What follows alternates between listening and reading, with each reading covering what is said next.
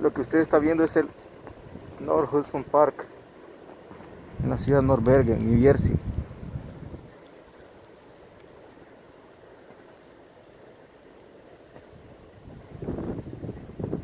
De momento se encuentra completamente cubierto de nieve.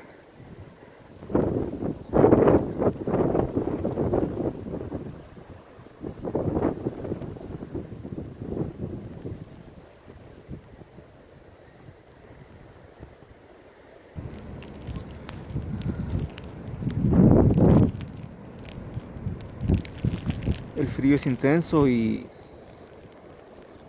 la nieve ya alcanzó varias pulgadas de altura. Se vuelve casi imposible poder caminar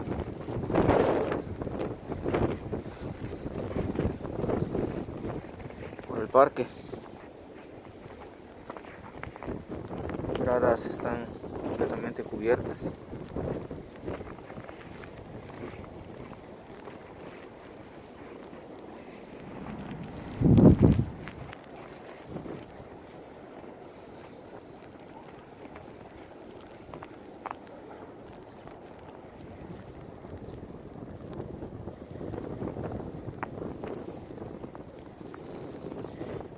Y lo que ahora está ante sus ojos es ni más ni menos que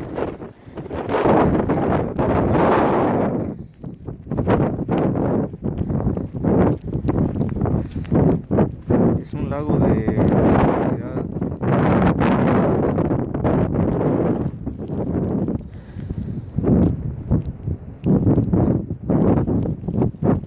Que ahora está completamente cubierto de nieve.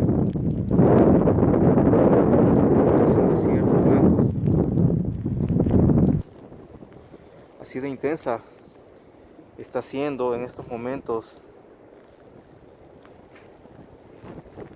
la nevada en New Jersey.